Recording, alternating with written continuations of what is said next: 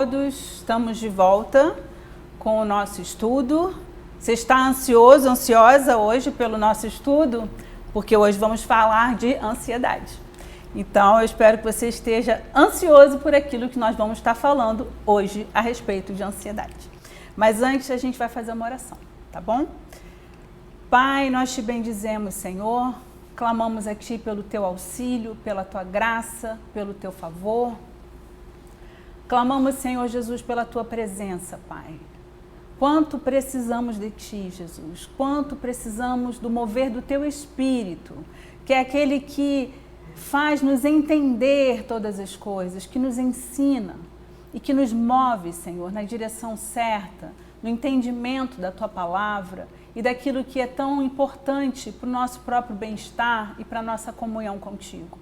Por isso nós te pedimos, vem, Senhor, vem com o Teu mover, através da minha vida e sobre a vida de cada um, Senhor, dos que estão nos ouvindo hoje, Senhor, e abençoa-nos, não apenas dando-nos entendimento e clareza daquilo que estaremos ouvindo, mas também trazendo a direção para que cada um possa estar vencendo os seus próprios desafios, Senhor. Abençoa-nos, Pai. Nós nos entregamos aos Teus pés e te rendemos graças, louvor, honra, gratidão, Senhor, do nosso coração diante de Ti. Em nome de Jesus, auxilia-nos nessa hora. Amém, Senhor. Amém.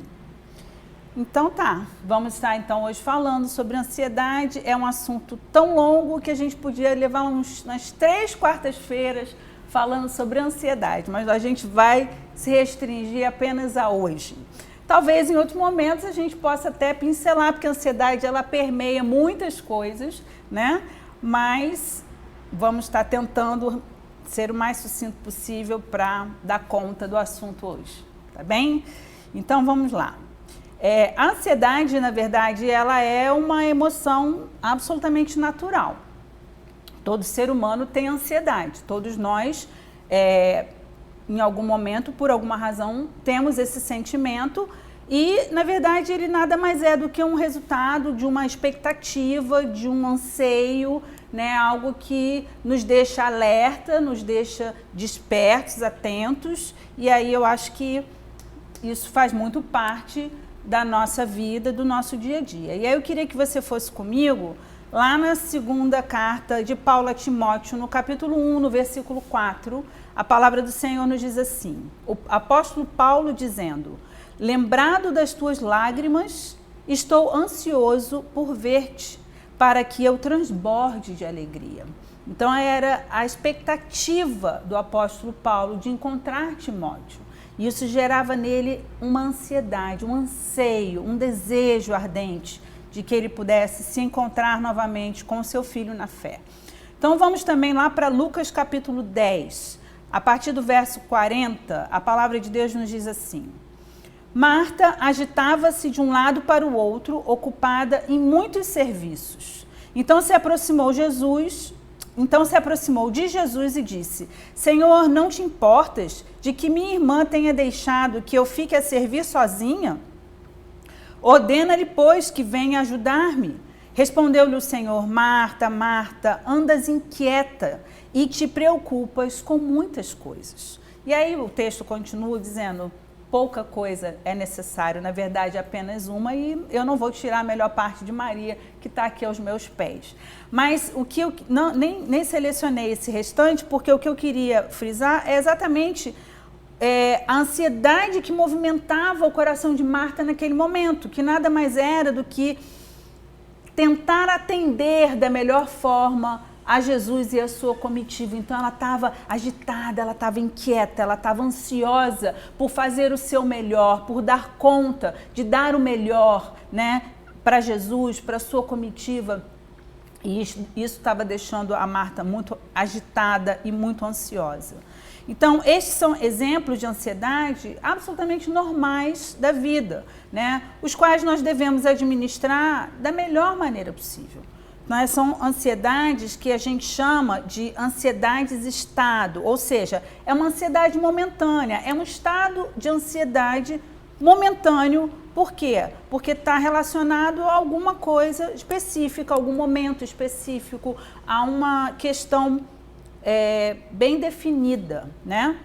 Então, nesse aspecto, a ansiedade ela é absolutamente natural. Poderíamos também falar de uma ansiedade chamada ansiedade traço, que é aquela resultante de características genéticas que são herdadas. Então, a gente diz assim, eu sou muito ansiosa, mas meu pai também era muito ansioso, a minha avó também era muito ansiosa. Então, a gente percebe um traço, né, familiar de ansiedade. E, obviamente, que a gente acaba herdando esses traços e a gente pode até trazer traços de uma ansiedade mais elevada por uma questão genética. Então, nesse aspecto, é importante a gente entender o seguinte, que nós não somos resultado, obviamente, apenas da nossa carga genética. Nós também somos resultado daquilo que a gente aprende, tanto dentro quanto fora do nosso ambiente familiar, e nós também somos resultado da nossa própria sensibilidade, que vai interferir diretamente em como eu vou lidar com aquilo que eu herdei e também com aquilo que eu aprendi. Então, esses três fatores, eles interferem diretamente em quem nós somos, né? Aquilo que nós herdamos, aquilo que nós aprendemos dentro do contexto familiar e fora do contexto familiar, e também a nossa própria sensibilidade para lidar com todas essas coisas. Agora, quando que a ansiedade deixa de ser natural? Quando que ela passa a ser algo que possa preocupar, que possa trazer transtornos, né? Isso acontece quando ela começa a atingir níveis tão altos que tragam prejuízo às nossas vidas, promovendo sensações extremamente desagradáveis, né? Algumas pessoas num estado de ansiedade muito aguda pode até ter sensação de infarto, porque o peito começa a doer, o braço começa a doer. Na verdade, o coração está 100% normal, a pressão está 100% normal, mas a sensação é exatamente essa, né? De dores agudas ou então outras sensações como sudorese, sensação de batimento cardíaco acelerado, uma série de sensações físicas extremamente desagradáveis. E isso pode também chegar num ponto de nos levar a fobias paralisantes, ou seja, quando essa ansiedade toma um nível que ela começa a me prejudicar as minhas tarefas, prejudicar a minha vida, prejudicar esse bem-estar, né, natural que a gente precisa sentir para poder dar conta do nosso dia a dia, dos nossos afazeres, então a gente precisa dar atenção para isso, porque isso se torna um grande prejuízo. Então, é natural que a gente tenha um certo nível de expectativa a respeito de nós mesmos, a respeito da vida e a respeito dos outros em relação a gente, enfim, as coisas que nos cercam. Mas a gente precisa ter muito cuidado para não gerarmos expectativas altas demais, porque essas expectativas muito altas, elas vão nos levar a um imenso medo de fracassar. Há um medo de se frustrar, há um medo de se desiludir, há um medo de que as coisas deem errado. Então, se a gente começa a criar expectativas, eu vou dar um exemplo aqui. Vamos imaginar que você seja... Vou pegar duas áreas que eu acho que tem bastante a ver com isso, assim. Um advogado ou um médico, que são... profissões que têm muitas especialidades. Então, obviamente, né, que você, como médico, se especializa numa área, ou você, como advogado, se especializa num determinado assunto. Mas você não é conhecedor pleno de tudo, né? Então, o que é muito óbvio, mas que às vezes a gente esquece? Ninguém nasce sabendo. Então, na medida em que ninguém nasce sabendo, a gente precisa se permitir buscar aprender. Então, vamos imaginar que você lá no seu escritório, onde você trabalha como advogado, você tem uma determinada área de trabalho, só que o escritório tem várias áreas de trabalho, e cai um determinado trabalho na sua mão e aquilo é alguma coisa que você não entende muito. O chefe mandou você fazer. O que você faz? Você diz, eu não sei fazer. E aí você diz assim, como eu vou dizer para o meu chefe que eu não sei fazer? né? O meu emprego fica em jogo nessa história. E aí você entra naquele pico de ansiedade. O que a gente precisa lembrar? Ninguém nasce sabendo. Então, se permita buscar o conhecimento, se permita acalmar o coração e buscar o conhecimento. Capacidade você tem. Se você não tivesse, você não estava empregado nesse escritório. Então, é importante que você se permita aprender. Como em qualquer profissão, como em qualquer área da vida, nós não somos obrigados a ser os conhecedores de tudo e de todas as questões. A gente pode buscar respostas. Por exemplo, um professor. Um professor, às vezes, está numa sala de aula, o aluno faz uma pergunta complexa. Não necessariamente ele tem que saber todas as respostas só porque ele é um professor. Ainda que ele seja um professor de doutorado. Ele não é obrigado a saber sobre todos os assuntos profundamente. Então, nada tão bom quanto se mostrar humilde o bastante para dizer: eu vou pesquisar e vou te responder na aula que vem. Eu não sou obrigada a saber de tudo. Eu posso me permitir buscar um novo conhecimento, me aprofundar em algo que eu ainda não me aprofundei. Então, como é importante que a gente não crie essas expectativas tão elevadas a nosso respeito, a respeito das pessoas, porque parece que nós não podemos errar, nós temos que ser infalíveis, nós temos que ser perfeitos, porque qualquer imperfeição nossa define a nossa incapacidade, a nossa burrice, a nossa incompetência, qualquer coisa que nos denigra e que possa diminuir o nosso valor. E a gente não quer que as pessoas pensem isso a nosso respeito. Só que como é bom a gente lembrar que somos seres humanos e que nós não somos perfeitos. Nós podemos falhar, às vezes numa desatenção, às vezes em algum aspecto da vida em que a gente bobeou.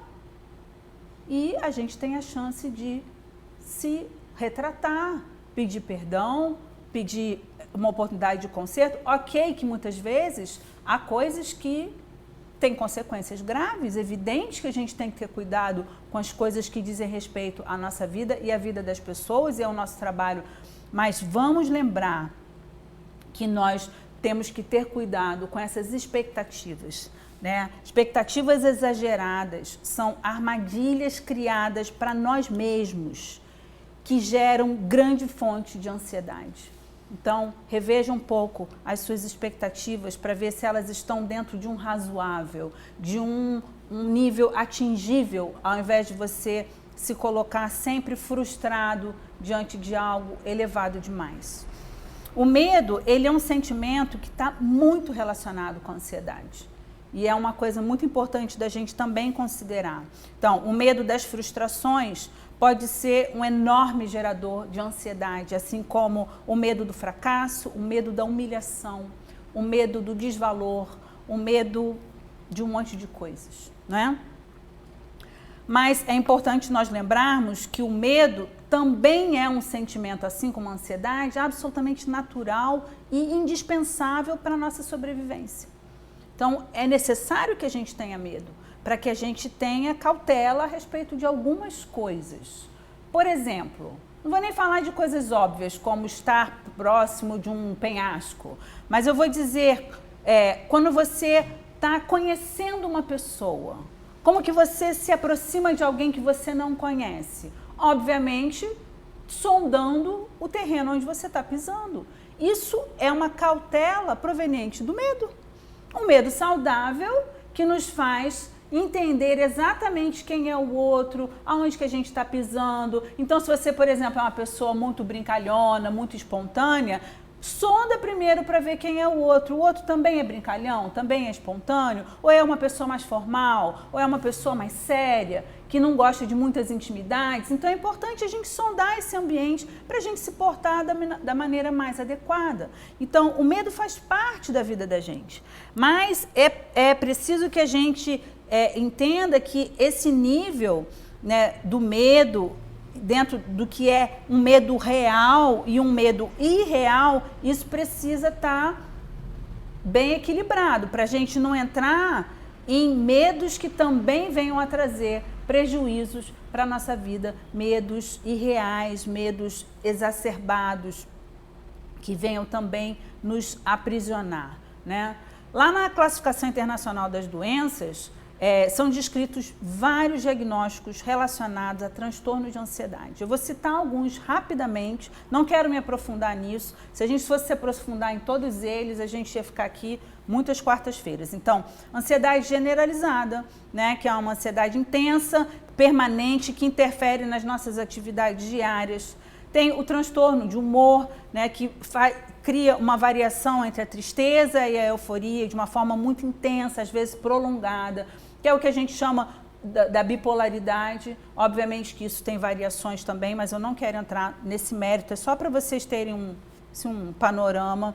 Síndrome do pânico é outra coisa extremamente relacionada à ansiedade, é um transtorno de ansiedade caracterizada por crises inesperadas de medo, de insegurança, de desespero, aparentemente sem qualquer risco real. Então, assim, a pessoa está na rua, de repente o gatilho é acionado para despertar aquela ansiedade aguda e o sentimento é de sair correndo, desembestado, fugindo daquele lugar, fugindo daquele ambiente.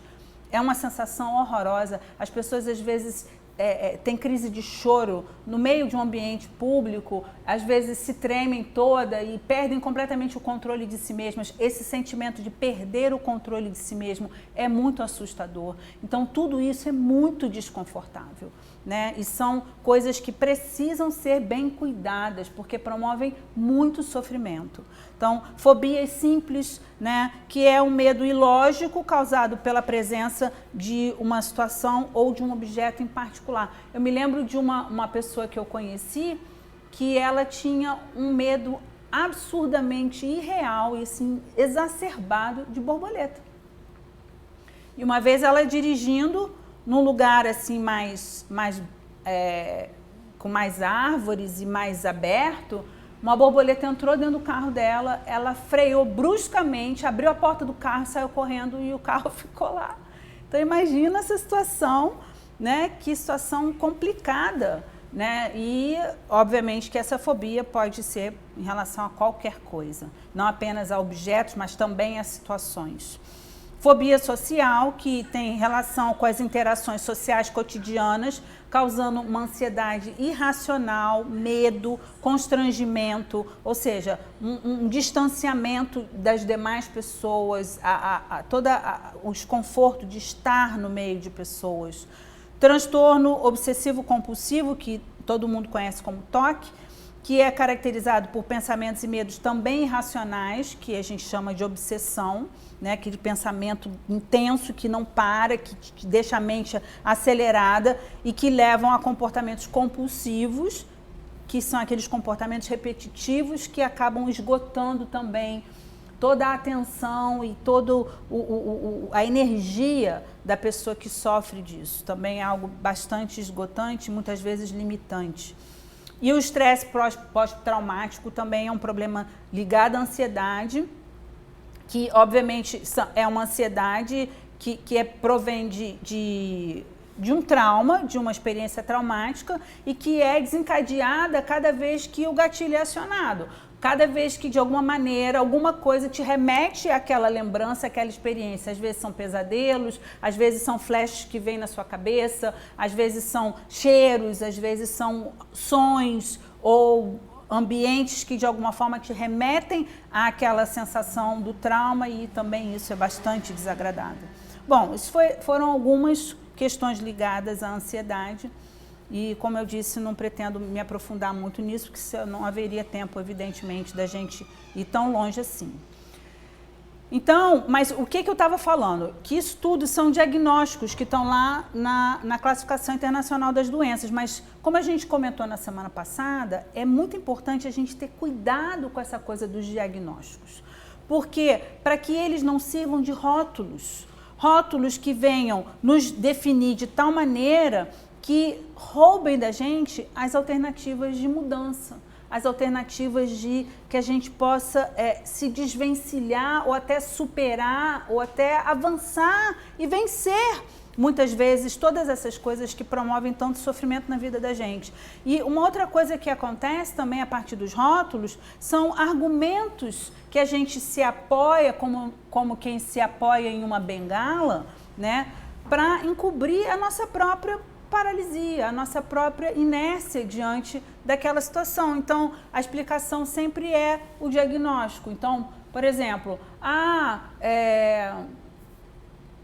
por que você não fez isso ou fez aquilo? Enfim, qualquer tipo de pressão ou de expectativa que as pessoas gerem, ou de até incentivo que as pessoas tragam, e aí a gente se apoia, não, mas eu sou isso, eu sou aquilo, né? E aí a gente se veste mesmo dentro desse rótulo, e isso é muito limitante. Eu acho que a gente tem que lembrar, especialmente aqueles que creem no Senhor Jesus, que tudo Deus pode fazer na vida de qualquer pessoa.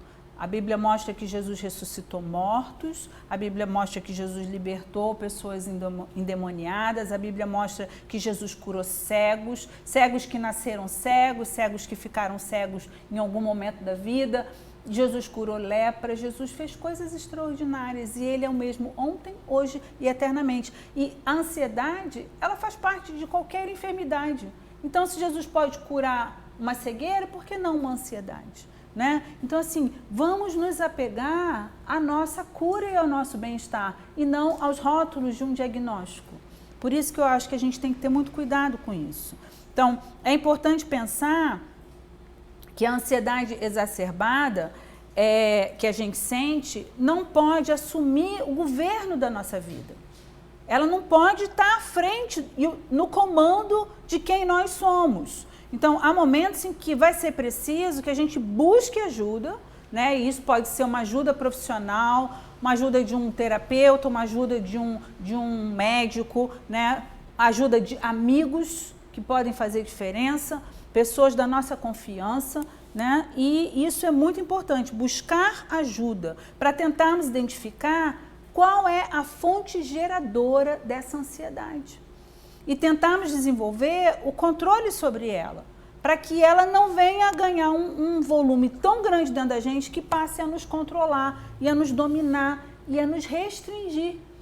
Então, é importante sair, assim, como se nós estivéssemos saindo daquela cena, daquele personagem ali e nos colocássemos de fora, realmente com um olhar investigativo, tentando entender o que se passa dentro da gente. Lembra do provérbio que a gente leu na semana passada? Como águas profundas, Provérbios 25. Como águas profundas são os propósitos do coração do homem, mas o homem de inteligência sabe descobri-los. É essa inteligência que a gente tem que aprimorar na vida da gente, para descobrir o que se passa dentro da gente, entender qual está sendo a fonte geradora dessa ansiedade tão aguda e tão desagradável que tem nos trazido tantos prejuízos. A nossa vida, na verdade, ela é um conjunto de muitas coisas. Então, eu tenho a minha vida com Deus, eu tenho a minha vida pessoal, eu tenho a minha vida familiar, eu tenho a minha vida profissional, eu tenho a minha vida... Passa a ambulância. Deus abençoe quem está precisando dessa ambulância, em nome de Jesus. Então, eu tenho a minha vida profissional, eu tenho a minha vida social. E, enfim, a minha vida ela é composta de muitas coisas. Então, alguma área da minha vida pode ir mal? Pode, muitas vezes isso acontece, né? Eu posso estar mal em alguma área da minha vida, mas a nossa base, ela precisa estar fundamentada na nossa relação com o Senhor Jesus. Por quê? Porque a Bíblia diz que Ele é a rocha inabalável. Uma das coisas que a ansiedade faz é promover muita insegurança, sentimento de muita desproteção e vulnerabilidade. Se a gente entende que Jesus é a minha rocha inabalável, que Ele não varia, como a palavra de Deus diz, que não há nele nem sombra, nem variação de luz, Ele não varia, Ele é o mesmo o tempo inteiro. Aquilo que Ele prometeu está prometido e será cumprido. Então, assim, tudo isso contribui para a nossa paz, para aquietar a nossa alma, para aquietar o nosso coração. Então, esse sentimento de segurança em Deus ajuda muito a acalmar a ansiedade que borbulha dentro da gente. E eu volto a dizer, hoje em dia, mais do que nunca talvez, as pessoas estão vivendo muita ansiedade. Por quê? Porque o mundo tem promovido muita insegurança.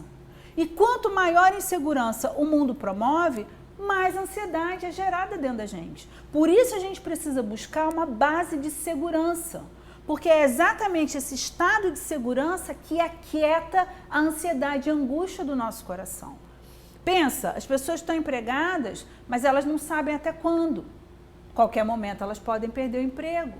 As pessoas estão bem, mas elas não sabem até quando. A gente pode contrair Covid, a gente pode contrair tantas coisas, ou então a gente pode ser assaltado, a gente pode ser tantas coisas ruins que acontecem na vida. Mas, de novo, não estamos à mercê da sorte, não estamos à mercê do mundo, não estamos à mercê do inimigo das nossas almas, não estamos à mercê da nossa própria capacidade ou competência. Nós estamos fincados, alicerçados, estruturados na rocha eterna, que é Cristo. Amém? Lembre disso, isso é muito importante para o nosso bem-estar. Outra coisa importante que a gente precisa pensar é identificar e buscar mudar os padrões dos nossos pensamentos. O padrão do nosso pensamento também é uma fonte muito grande de ansiedade e é importante a gente pensar um pouquinho sobre isso.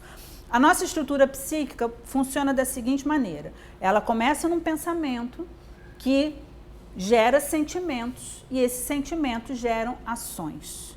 Então, começa aqui, pensamentos, sentimentos e ações. Então, as distorções de pensamento são a causa de muitos sofrimentos emocionais. Então, elas também contribuem para um aumento significativo da ansiedade dentro de nós. Então, se tendemos a olhar para as circunstâncias ou para as pessoas ou até mesmo para nós, sempre esperando o pior, ou fazendo a pior leitura, ou fazendo a pior das interpretações, certamente isso vai contribuir para uma fonte inesgotável de ansiedade e de respostas prejudiciais a nós mesmos.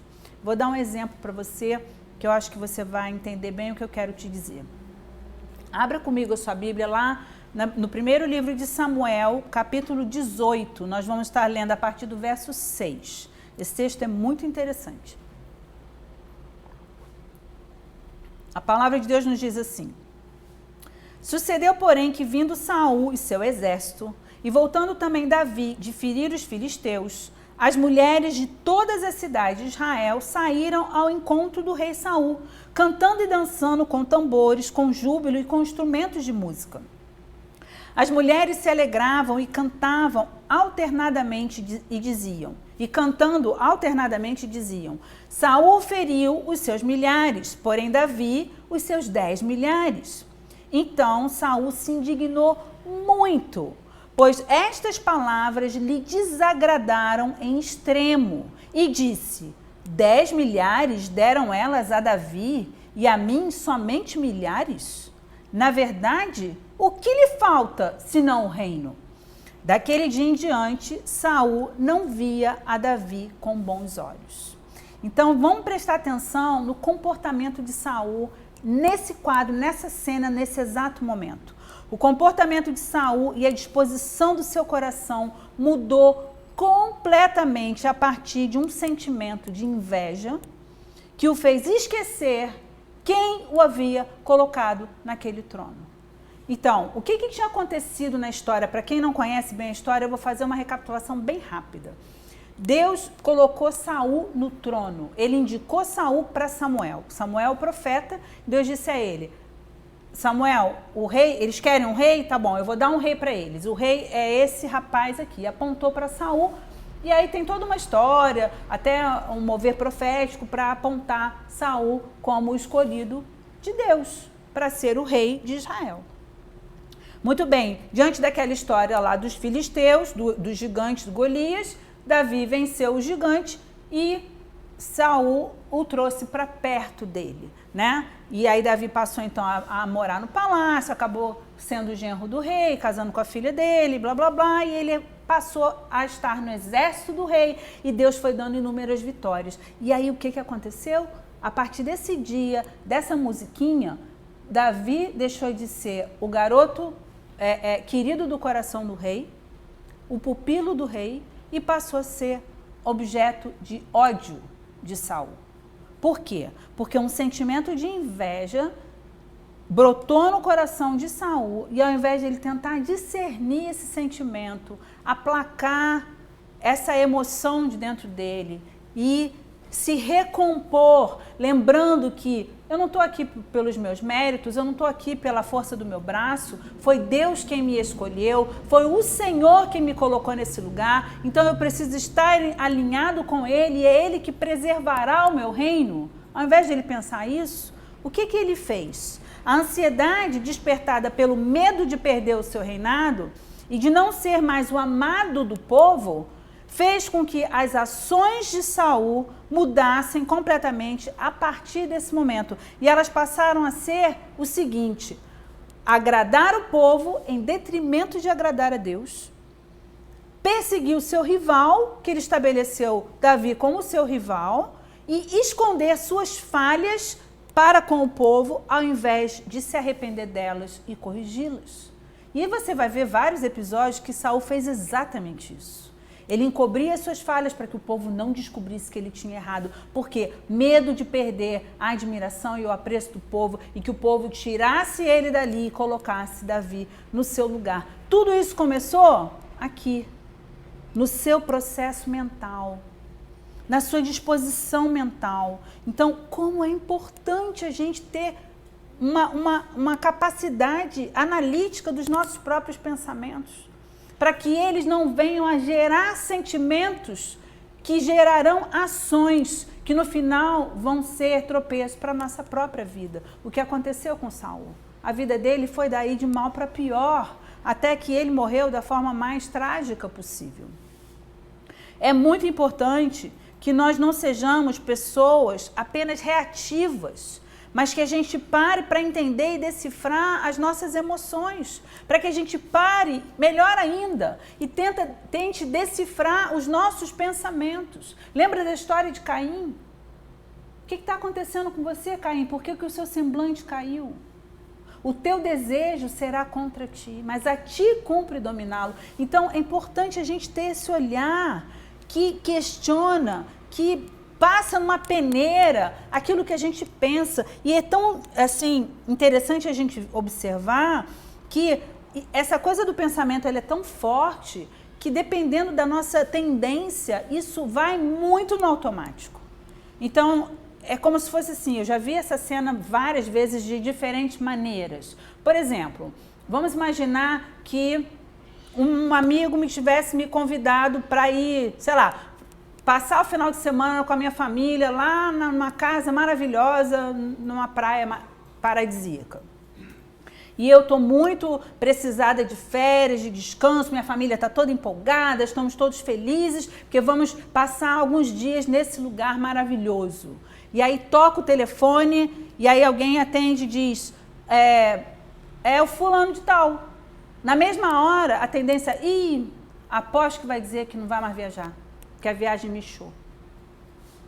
A nossa tendência, muitas vezes, é essa. É sempre esperar o pior das pessoas, o pior das circunstâncias, o pior de nós mesmos, como se nós nunca fôssemos conseguir, como se nada fosse dar certo, como se ninguém fosse ser grato a nós, como se ninguém fosse nos amar ou cuidar de nós de verdade. Enfim, de alguma maneira, situações que geram insegurança, medo, instabilidade. Então, é importante a gente ter esse cuidado. Nós temos uma imensa responsabilidade com o nosso próprio bem-estar.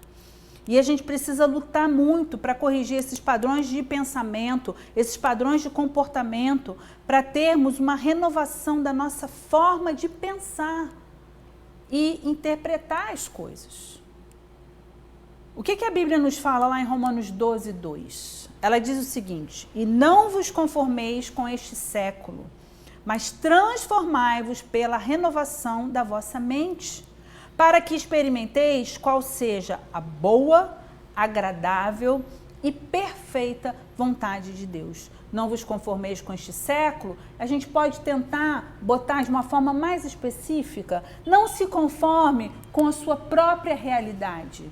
Busca diante de Deus que Deus possa transformar, ou melhor, te transformar pela renovação da sua mente. Ou seja, por uma nova maneira de pensar, por uma nova maneira de ver as coisas, por uma nova maneira de interpretar as coisas e de expectar as coisas. Tudo isso é muito necessário para o nosso próprio bem-estar.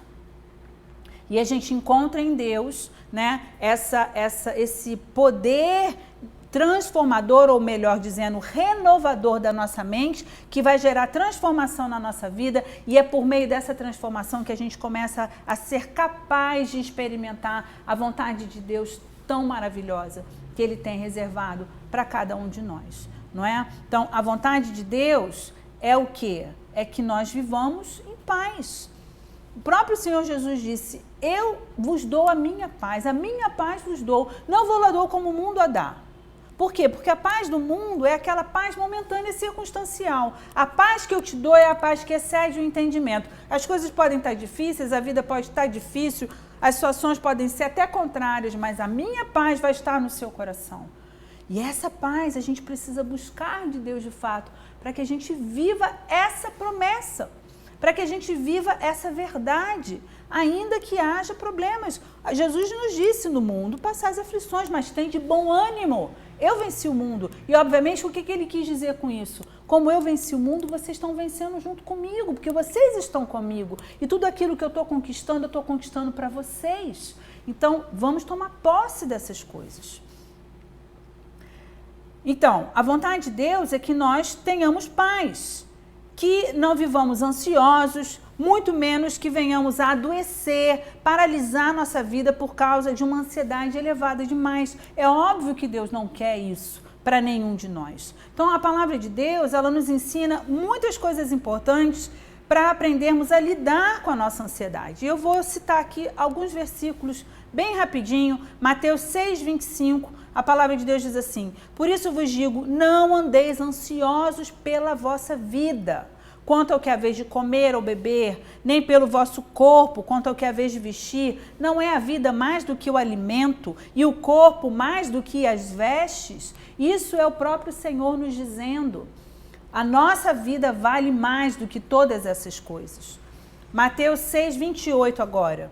Por que andais ansiosos quanto ao vestuário? Considerai como crescem os lírios do campo. Eles não trabalham e nem fiam. Né? E quem foi que deu aquelas vestes maravilhosas para essas flores tão lindas? Foi Deus.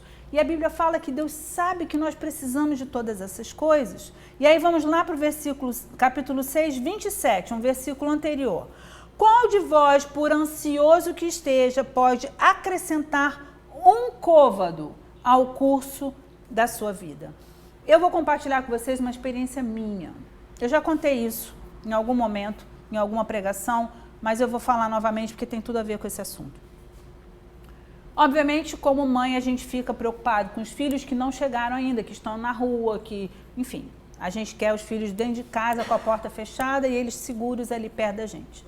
E aí, muitas vezes, quando os meus filhos, sendo jovens, saíam, eu começava a olhar o relógio, começava a ficar tarde, eu começava a querer dormir, e eu queria dormir sabendo que eles estavam em casa. E aí, o que eu pensava? Eu começava a ficar nervosa. Cadê eles? E aí, eu mandava mensagem. Onde vocês estão? Que horas vão chegar? E aí, se não respondesse a mensagem, a minha cabeça já começava a viajar. Aí, eu já imaginava acidente, eu já imaginava assalto, eu já imaginava coisa ruim, eu já imaginava um monte de coisa que o meu coração começava a ficar aflito. E aí, eu começava a orar. Senhor, guarda. Senhor, livra de todo mal. Senhor, protege. Traz eles em paz, em segurança. Tá. E aí, eu queria dormir, mas eu não queria dormir sem saber que ele estava ali. Eu começava a ficar inquieta, ansiosa, porque eu queria dormir, eu queria que eles chegassem, que deles não tinha notícia, não responderam a minha mensagem. E aí, eu começava a ficar inquieta. E aí, um dia, obviamente, depois de ter lido esse versículo umas 30 mil vezes, eu li mais uma vez, e esse versículo caiu na minha cabeça como um vaso, assim, pum, em cima da minha cabeça. E eu pensei assim, gente, a minha ansiedade não os protege. A minha ansiedade não faz eles chegarem mais rápido em casa. A minha ansiedade não livra eles de acidentes. A minha ansiedade não livra eles do assaltante.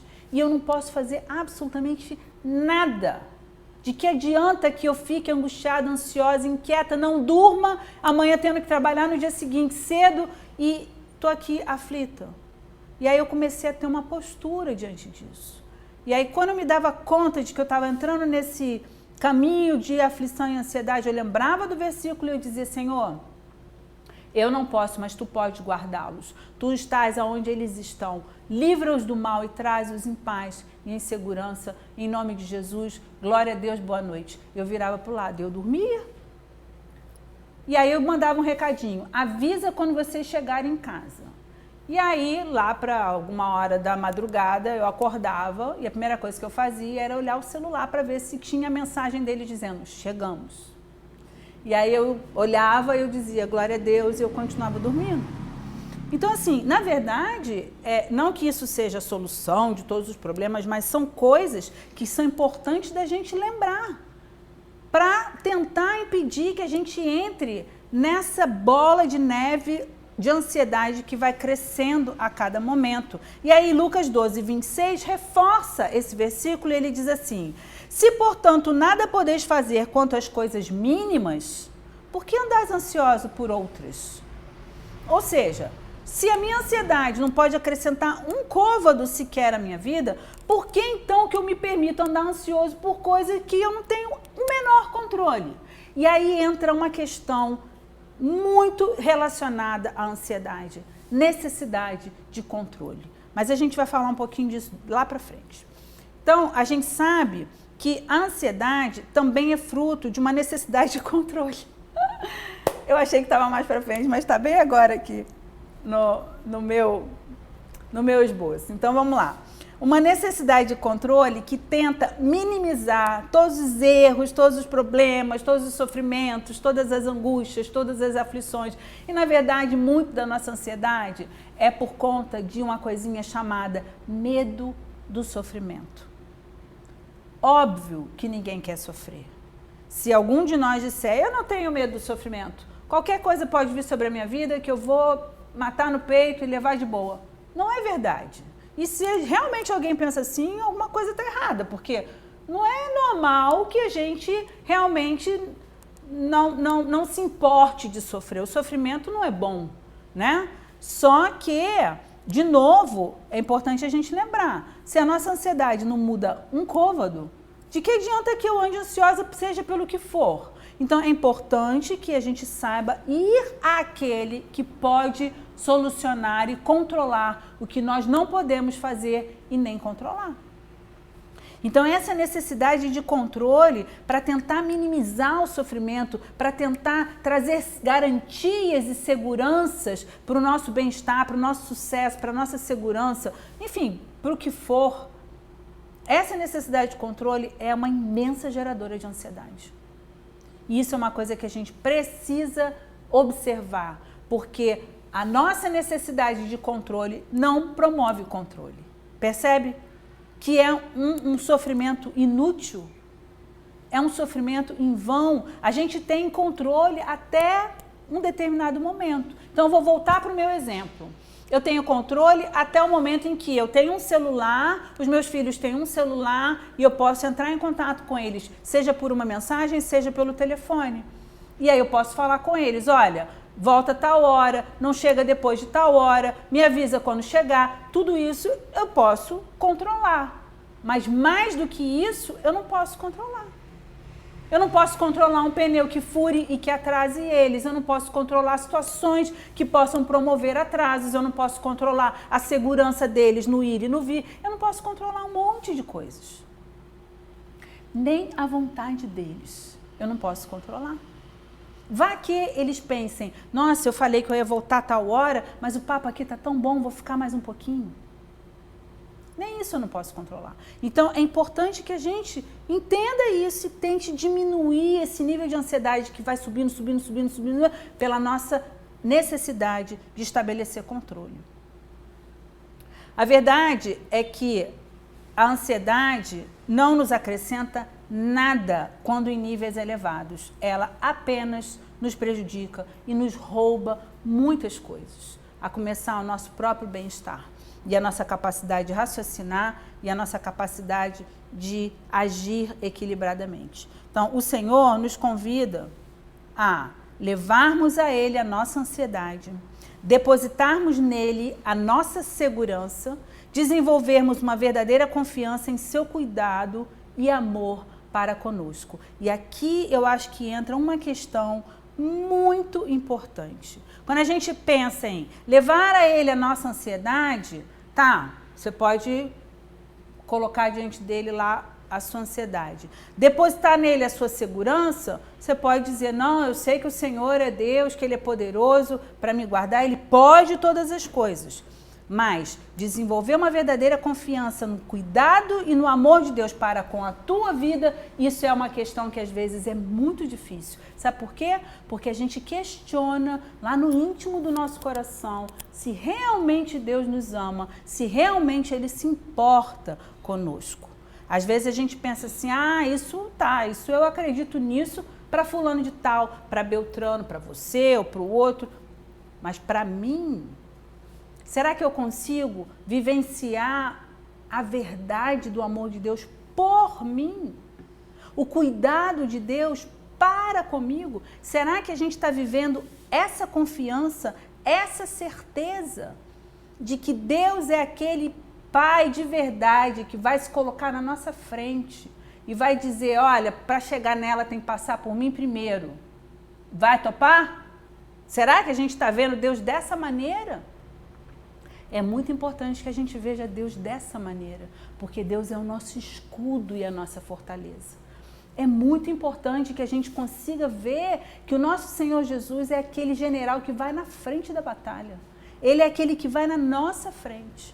E quando os nossos inimigos se levantam contra nós, Ele se põe na nossa frente. Vai ser assim que nós vamos entrar no céu. Porque quando nós chegarmos na presença do Senhor Deus Todo-Poderoso, sentado no seu trono, o que a gente vai encarar? A grandeza, a majestade, a soberania, a santidade de Deus e a nossa miséria, a nossa pequenez, a nossa falha, os nossos pecados, os nossos erros. E aí o que acontece? Jesus se coloca na nossa frente e Ele diz, Pai, eu morri por esse. Esse creu e recebeu o meu sacrifício, o meu sangue está sobre ele. E nós seremos vistos através de Cristo, através do sangue do Senhor Jesus, nos lavando, nos remindo. E é exatamente assim que nós vamos ter entrada no céu. Porque não vivemos essa verdade já aqui. Vamos voltar aquelas quartas-feiras falando sobre reino de Deus? Se você não assistiu, vai no YouTube, assiste. A gente falou várias coisas a respeito do reino de Deus, como é importante vivermos o reino já nesse mundo, já nesse momento, hoje, nas nossas vidas. Então, lá em Filipenses 4:6, a palavra de Deus nos diz assim, não andeis ansiosos de coisa alguma. Peraí, Senhor, para tudo, eu tenho uma lista imensa de motivos para estar ansioso. Peraí que eu vou ler para o Senhor minha lista. E aí ele diz, em tudo, porém, sejam conhecidas diante de Deus as vossas petições, pela oração, pela súplica, com ações de graça. Então você pode pegar a sua lista de ansiedade e começar a ler diante de Deus. Senhor, eu estou aflito por causa disso, eu estou aflito por causa daquilo, eu estou ansioso por causa disso, eu estou ansioso por causa daquilo, e é isso, e aquilo, e aquilo outro, e você vai apresentando diante de Deus a tua causa, apresentando diante de Deus a tua necessidade, abrindo, rasgando o teu coração diante daquele que tudo vê e que te sonda. E exatamente porque Ele vê e sonda você no mais íntimo do teu ser, é que Ele sabe exatamente o que você precisa e Ele tem essa resposta para te dar. Creia. E por que esse versículo termina com ações de graças? Ele diz, as vossas petições, pela oração, pela súplica, com ações de graça. Por que com ações de graça? Porque as ações de graça mostram que você creu, que a tua petição foi acolhida. Então nós já nos levantamos dando graças a Deus por aquilo que Ele faz por nós. Não é algo que eu coloco diante de Deus e que eu saio ainda carregando o meu fardo.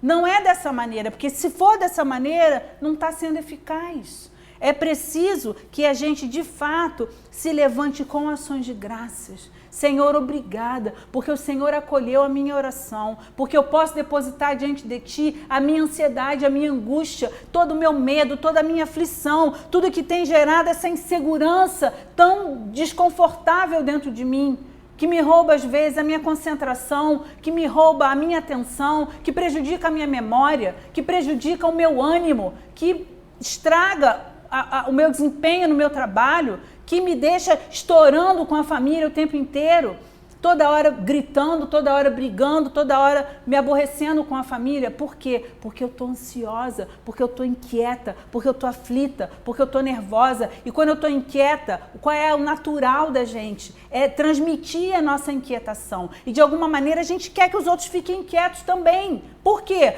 Para eles entrarem na nossa pilha como se eles fossem nos ajudar a resolver as coisas. E se você se depara com alguém que está muito calmo e tranquilo, aquilo te aborrece.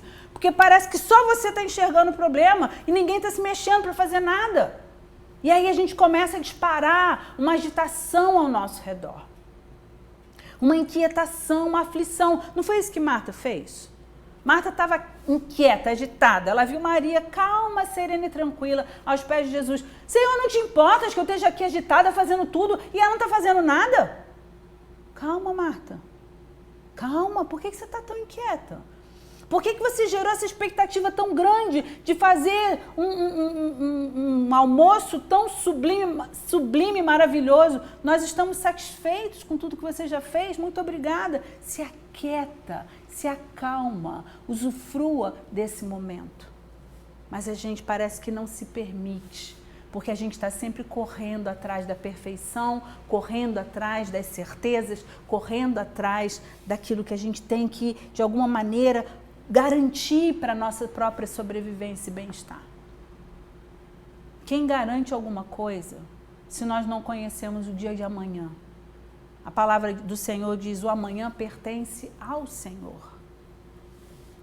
Então, se você for dizer alguma coisa a respeito do amanhã, diz a palavra, diga: se o Senhor assim permitir, amanhã iremos para ali ou para aqui. De fato, nós não conhecemos o amanhã. O que o amanhã nos reserva? Boas coisas? Coisas ruins? Na maioria das vezes as pessoas estão na espera de coisas ruins, por isso tanto medo e tanta ansiedade.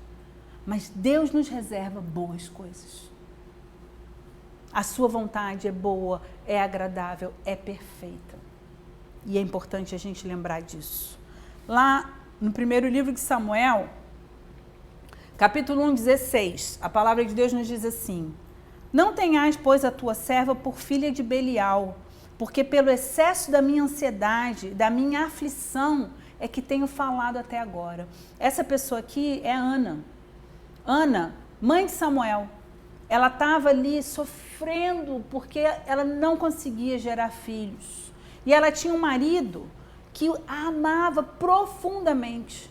E ele dizia para ela: você vale mais para mim do que 1000 filhos. Eu quero você, não importa que você não me dê filhos. Mas ela não conseguia aceitar aquela realidade. Então ela se chegou ali no templo e ela começou a orar, e a angústia da sua alma era tão grande, que a Bíblia diz que ela só balbuciava, ela nem falava direito. E aí Eli, que era o profeta daquele momento, ouvindo aquilo, ele achou que ela estava embriagada, e ele meio que foi duro com ela, achando que ela estava ali no templo embriagada, e ela diz: não me tenha por filha de Belial, ou seja, por uma pessoa perversa, por uma pessoa ruim. É pelo excesso da minha ansiedade e da minha aflição que eu estou falando aqui sem parar. Eu não estou embriagada. E essa oração, Deus ouviu e respondeu. E Ana teve não apenas Samuel, mas ela teve outros filhos que vieram alegrar o seu coração de uma forma extraordinária. Mas ela tomou o caminho certo. Ela foi aos pés do Senhor clamar e depositar a sua oração e a sua ansiedade. Primeira carta de Pedro 5:7, a palavra do Senhor nos diz: lançando sobre ele toda a vossa ansiedade, porque ele tem cuidado de vós. Ele tem cuidado de nós. Não permita que a tua mente, o teu coração se esqueça disso. O Senhor tem cuidado de você. Ele se importa com você. Ele está na sua frente, muitos passos à tua frente, provendo aquilo que você precisa, abrindo caminho onde não há. São promessas que Deus nos dá. Ele abre caminho no deserto. Ele transforma o deserto em mananciais de água. E Ele traz a provisão para as nossas vidas. Ele levanta pessoas para nos ajudar. Salmo 38, 9. Na tua presença, Senhor, estão os meus desejos todos. E a minha ansiedade não te é oculta. Então a gente percebe vários exemplos na Bíblia, tanto no Velho quanto no Novo Testamento, que a palavra de Deus nos ensina e nos estimula a entregarmos a Deus a nossa ansiedade e a buscarmos dele o suprimento da nossa paz, da nossa tranquilidade e da provisão que nós precisamos, seja em que área da nossa vida for. Então, uma outra coisa que é importante da gente considerar e que também, né, contribui para todo esse estado de ansiedade é a disposição do nosso olhar. A gente já falou sobre o pensamento e agora eu quero que a gente pense na disposição do nosso olhar. Nós olhamos para Deus com que expectativa? Mais ou menos já falamos um pouco disso, mas eu quero entrar um pouco mais nesse assunto. Com que expectativa olhamos para as pessoas? Com que expectativa nós olhamos para nós mesmos? O que nós pensamos?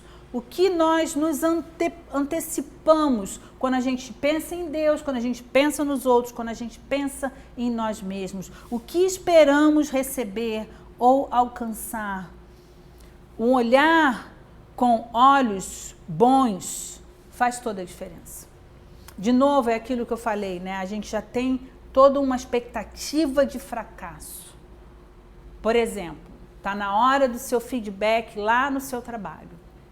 E aí, óbvio que a gente fica ansioso. Ai, meu Deus, o que o chefe vai dizer? Será que gostou do meu trabalho? Se não gostou, vou ter aumento, não vou ter aumento, vou ser promovido, não vou ser? Normal que a gente fique ansioso, que a gente fique nessa expectativa.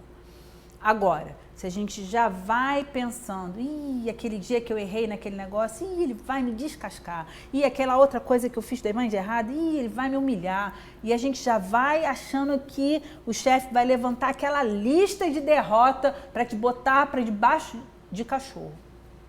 Aí a gente sofre a semana toda, fica sem dormir, fica com dor no estômago, tem diarreia, dor de cabeça, insônia, uma série de coisas muito desagradáveis. E aí chega o grande dia, a gente senta na frente do chefe e o chefe olha para a cara da gente e diz assim: olha, parabéns, hein? Você tem feito um trabalho excelente, estou muito satisfeito com o seu trabalho. E aí a gente para pensar assim: hã? Volta a fita, o que foi que você disse? Porque a gente não estava esperando nada daquilo. A nossa expectativa era a pior possível. E aí, quando a ficha cai, a gente pode ter duas alternativas.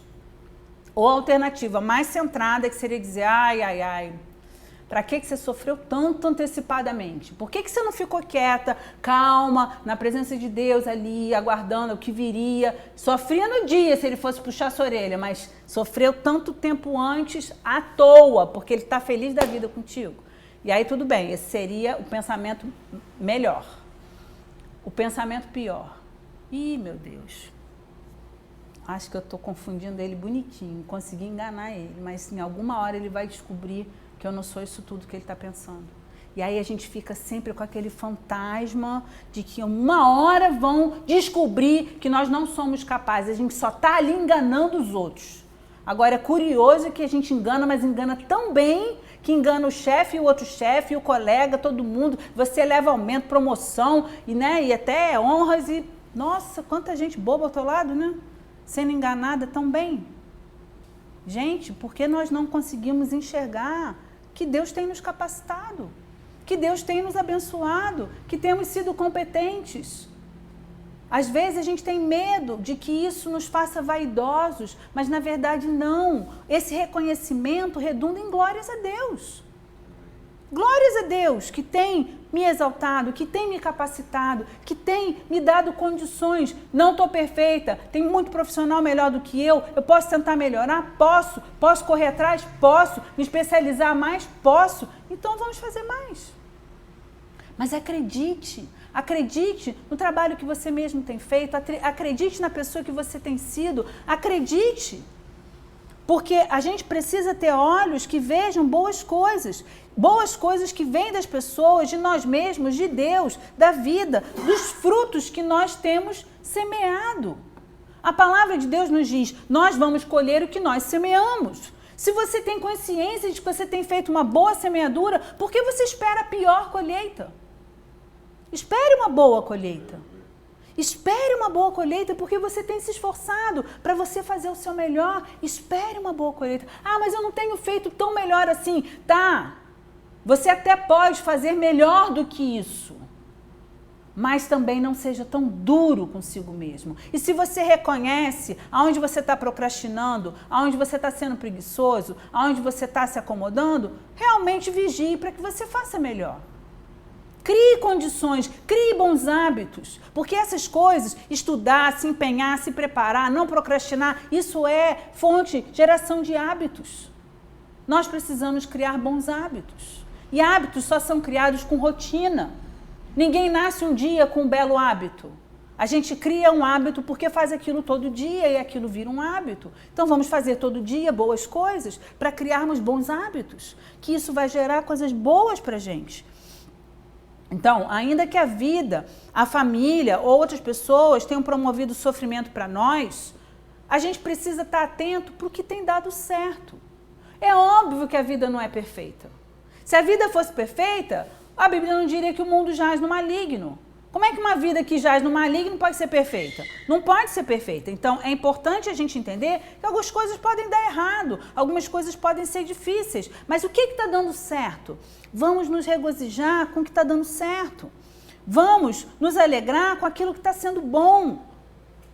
O que eu posso alcançar de melhor? Então, vamos colocar os olhos nessas coisas, para a gente também tirar os nossos olhos dos fatos que são negativos da nossa vida e passar a focar nas coisas boas. Porque senão o olhar vai ser sempre ruim. Eu fiz um bom trabalho, mas eu podia ter feito melhor. Sempre pode ser melhor. Mas se eu estiver sempre com esse chicote me autoflagelando, como que eu vou me alegrar em algum momento da vida? E quando eu vou dar graças a Deus? E quando eu vou me regozijar? Também nós precisamos estar atentos para que os ganhos secundários não nos prendam em redes limitantes. O que são ganhos secundários? Ganhos secundários são algumas vantagens que a gente tira dos nossos problemas. Então, vou dar um exemplo para você. Você está com uma baita dor de cabeça. Alguém te diz assim, toma esse remédio aqui. Aí você diz, não, eu não gosto de remédio, evito tomar remédio, não quero tomar remédio, obrigada. E aí você fica com a dor de cabeça, uma baita dor de cabeça. E aí uma pessoa chega para você e diz assim, fulano, vamos fazer não sei o que comigo? E aí você diz assim, ai meu Deus, eu não quero ir não. Não quero ir não, não quero ir não, não quero ir não, não estou com vontade. E aí você diz assim, ai desculpa, eu estou com uma dor de cabeça insuportável, não vai dar. E aí você tem o ganho secundário da sua dor de cabeça. Isso são ganhos secundários. E aí, às vezes, a gente tem os ganhos secundários que são provenientes dos nossos transtornos de ansiedade. Que, de alguma maneira, nos trazem alguns benefícios. Mas eu quero que a gente lembre o seguinte, ainda que eu tire alguns benefícios dos meus transtornos de ansiedade, eu tenho que lembrar que eles me trazem muito mais malefícios do que esses benefícios. Então, os ganhos secundários, eles não são benéficos. Eles são coisas que a gente se aproveita naqueles momentos ali, mas na hora H, no final das contas, o prejuízo é muito maior. Por exemplo, vou dar mais um exemplo, eu não quero me alongar. Você é uma pessoa muito tímida, e aí você tem lá o grupo de trabalho da faculdade. A professora espera que todo mundo participe, que todo mundo fale alguma coisa. E aí você diz assim, ai gente, eu prefiro não falar nada, que eu sou muito tímida, eu não quero falar isso não. E aí você encontra um grupo mais acolhedor, mais camarada, pessoas assim, fica tranquila, deixa que eu falo, eu vou dar uma engambelada aqui na professora, você fala só isso aqui e fica tudo bem. E aí a gente vai atrás das nossas limitações, tirando vantagens. Quando na verdade, por que o professor bota tanto trabalho para ser apresentado na faculdade? Porque ele gosta de ver o aluno sofrer? Não. Porque o aluno, quando sair dali e deixar de ser aluno, ele vai ter que dar a carinha dele para tapa. Ele vai ter que se apresentar para o chefe, ele vai ter que vender o peixe dele, ele vai ter que apresentar o trabalho dele para quem está contratando ele, ou para quem ele quer que o contrate. E se ele não consegue dar a cara dele a tapa, como que ele vai conseguir isso? Então esse exercício começa na faculdade, para o aluno ir vencendo e superando essas dificuldades. E aí, nessa hora, você tira vantagem de uma situação que é difícil para você, mas que no final vai te trazer mais prejuízo. Eu sei que é difícil. Eu digo por experiência própria. Para mim, falar em público nunca foi uma coisa boa e confortável. Mas é importante a gente se superar. É importante a gente buscar essa superação. Eu não digo que você suba num palanque e que você, em praça pública, comece a fazer o seu discurso. Não precisa tanto. Mas que você possa ir se aventurando pouco a pouco, até que isso já não seja um obstáculo tão alto, tão grande, tão difícil, até que você vá conquistando uma autoconfiança cada vez maior para você poder se expor, para você poder não ter medo de se expor. Porque esse é o grande problema. Medo de me expor e pensar o que os outros estão pensando a meu respeito. O que vocês, por exemplo, agora estão pensando a meu respeito? Será que vocês estão pensando, ai, que culto chato, que estudo chato, ih, nossa, ela fala um monte de bobagem? Ou vocês estão pensando, nossa, que legal, estou gostando, ih, me identifiquei com isso, achei legal. O que vocês estão pensando? Vocês podem estar pensando um monte de coisa, mas eu preciso me arriscar. Eu preciso me arriscar. Pode ser que eu agrade a alguns, pode ser que eu desagrade a outros, mas eu preciso me arriscar. Então, assim nós precisamos nos arriscar. A vida chama a esses riscos. Então, nenhum ganho é mais benéfico do que o nosso próprio crescimento e o nosso próprio desenvolvimento. Esse é o maior ganho. Então, crescer, na verdade, dói, né? Existe, de fato, a dor do crescimento, que a criança sente, né? A criança cresce durante a noite, que é a hora que o hormônio do crescimento é liberado, e existe, de fato, a dor do crescimento, mas também dói na alma. Crescer dói, crescer assusta, mas também crescer traz muitos benefícios. Então, é bom crescer. Também é fundamental nós sabermos que não é porque nós crescemos que nós temos que nos virar sozinhos. Ah, agora você é adulto, se vira. E eu não posso contar com ninguém? Não, eu posso. Eu sou adulto, eu já cresci, mas eu posso buscar um colo de alguém, eu posso buscar um conselho de alguém, eu posso buscar uma palavra de ânimo de alguém, eu posso buscar o encorajamento de alguém, eu posso buscar ajuda de alguém, eu posso buscar muitas coisas. Não é porque eu cresci que eu sou independente e eu nunca mais posso contar com ninguém na minha vida. Isso não existe. Deus não nos criou para andarmos sozinhos. Olha bem o que a palavra de Deus diz. Provérbios 12, 25. A Bíblia diz assim, a ansiedade no coração do homem o abate, mas a boa palavra o alegra. Que boa palavra é essa? É a boa palavra que alguém pode trazer para mim. Na hora que eu digo assim, puxa, fulano, nossa, eu estou tão mal, hoje eu estou tão chateada, estou com meu coração apertado, estou aflito. E aí você começa a conversar com alguém da sua confiança e a pessoa te traz uma palavra de ânimo. E você sai dali tão mais leve, tão animado, tão já, né, melhor. Como que isso é necessário? Nós precisamos uns dos outros. Desde o menorzinho até o mais idoso de todos, nós precisamos uns dos outros. Não fomos feitos de maneira nenhuma para estarmos só. Jesus, ele nos prometeu, eis que eu estou convosco todos os dias. Ele é o primeiro a estar conosco. O Espírito Santo de Deus que foi soprado sobre os discípulos e que depois foi derramado sobre os seus discípulos ali no dia de Pentecostes e que também habita em nós. Esse Espírito está conosco todos os dias. Quando 2 ou mais se reúnem em nome de Jesus, ele está presente. Jesus está conosco. E Ele mesmo, lá em Mateus 11, naquele versículo mais do que famoso, 28, diz: vinde a mim, todos que estáis cansados, sobrecarregados, e eu vos aliviarei. Tomai sobre vós o meu jugo e aprendei de mim, porque eu sou manso, humilde de coração, e achareis descanso para a vossa alma. Porque o meu jugo é suave e o meu fardo é leve. E uma das coisas que ajuda a gente a achar descanso para a nossa alma é, de fato, exercitarmos ou buscarmos alcançar dentro de nós a mansidão e a humildade do Senhor Jesus. Que isso possa crescer dentro da nossa vida. Porque muitas vezes o que nos faz também angustiados é o nosso orgulho, a nossa arrogância, o nosso medo de que alguém possa se sobrepor a nós, o nosso medo de que alguém se destaque mais do que nós, de que alguém seja mais bem-sucedido do que nós. Lembra do que Saul fez? Ele enfiou os pés pelas mãos por medo de que Davi fosse mais apreciado do que ele.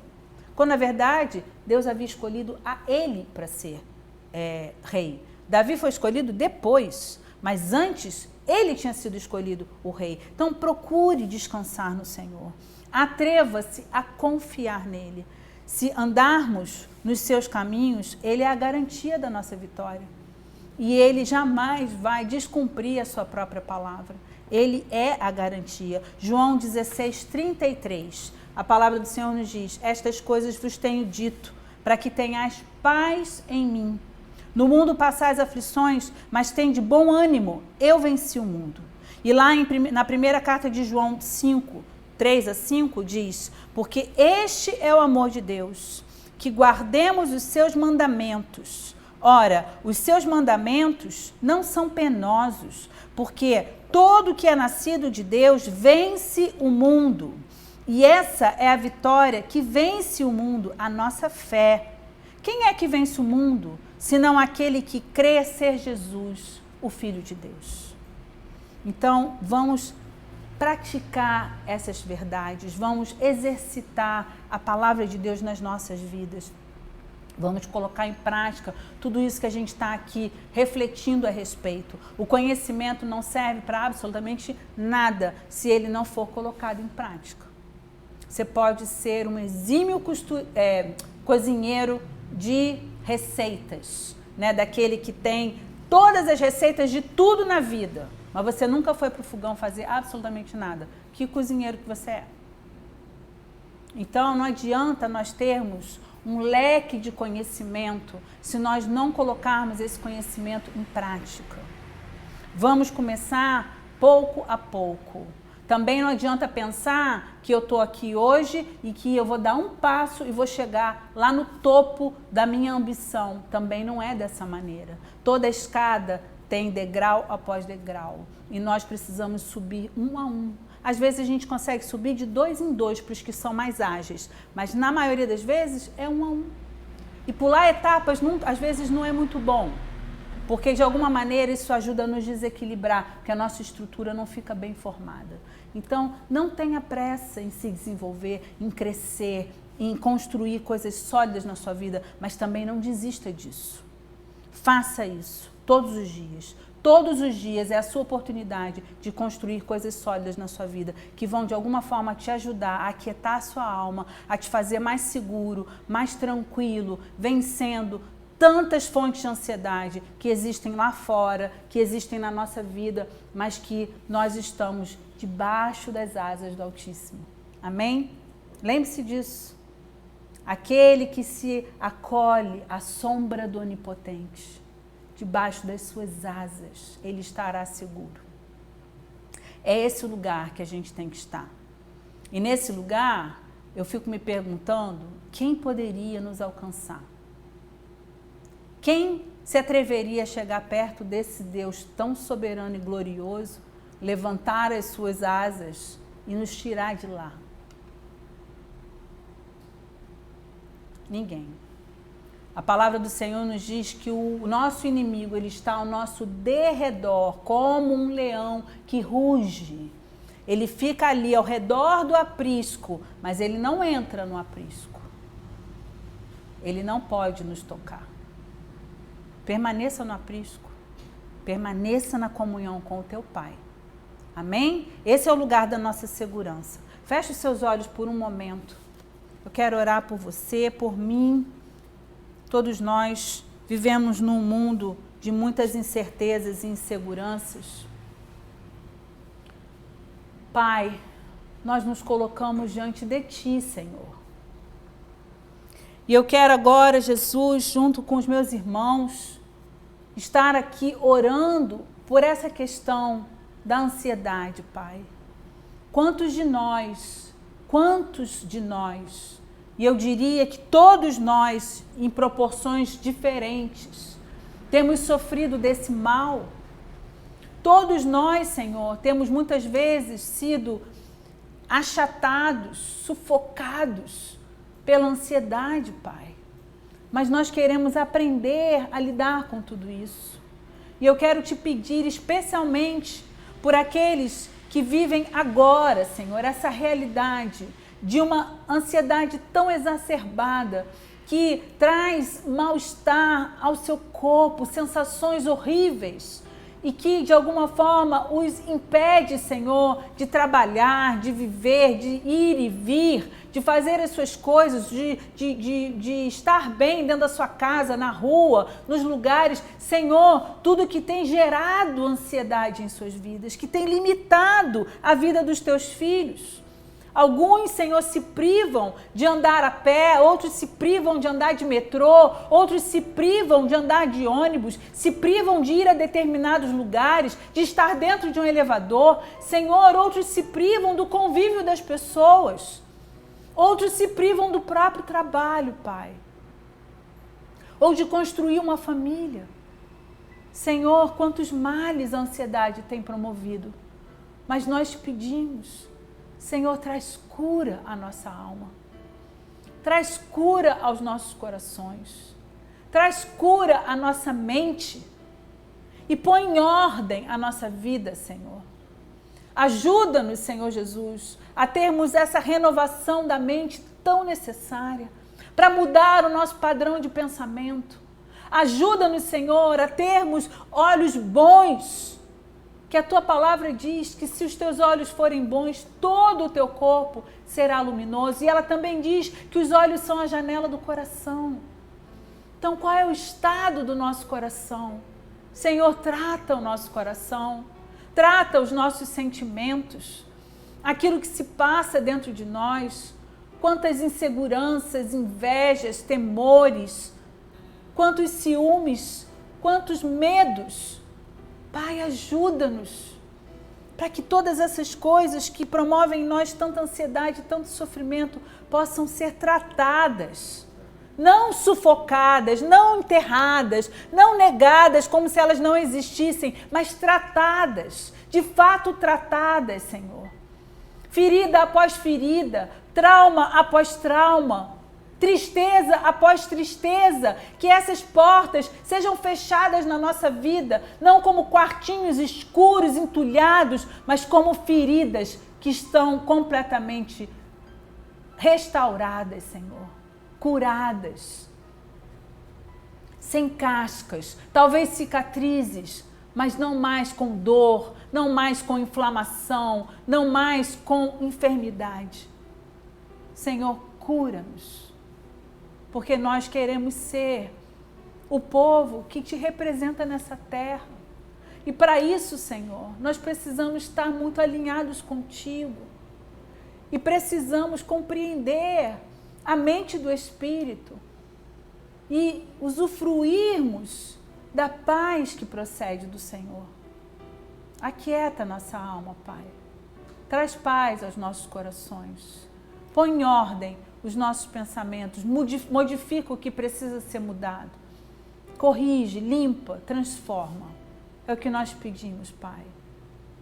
Para fechar essa oração, eu te peço, Senhor, liberta-nos por completo de toda o sentimento incapacitante que essa ansiedade tão elevada tem promovido nas nossas vidas. Que essas correntes sejam quebradas. Que essas cadeias sejam quebradas. que nós saiamos para fora, como Lázaro saiu, chamado pela voz do Senhor, que nós saiamos, Senhor, para fora, como Elias saiu de dentro daquela caverna. Que nós possamos sair para essa vida, a vida que tu tens proposto para cada um de nós, exercendo a função no teu corpo, para a qual o Senhor nos tem chamado, glorificando o teu nome, edificando a tua igreja e sendo instrumento de salvação por essa terra. É o que nós te pedimos, Pai, pelo poder do nome de Jesus. A ti seja toda a honra, toda a glória, todo o louvor, e que o teu Espírito nos encha e nos faça transbordar. Que a tua glória seja vista e o teu nome seja exaltado. Em nome de Jesus. Pai querido, que a graça do Senhor Jesus, o amor de Deus Pai e a comunhão com o teu Espírito sejam com cada um de nós, seja com todo o teu povo espalhado pela terra, hoje e para sempre. Em nome de Jesus. Amém, Senhor. Amém. Amém, queridos. Até a nossa próxima quarta-feira, mais um estudo sobre esse tema que nós estamos agora falando, emoções, motivações e a Bíblia. Amém?